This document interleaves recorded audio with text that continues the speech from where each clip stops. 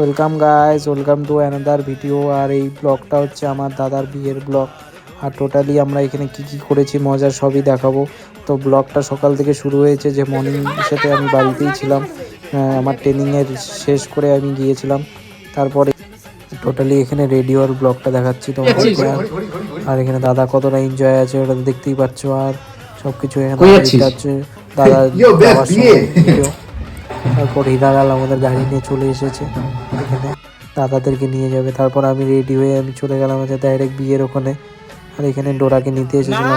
আর ডোরা বলছিল যে সামনের সিটে বসবে, কিন্তু সামনের সিটে আমি দিচ্ছিলাম না বলে ঝগড়া করেছে আমার সাথে।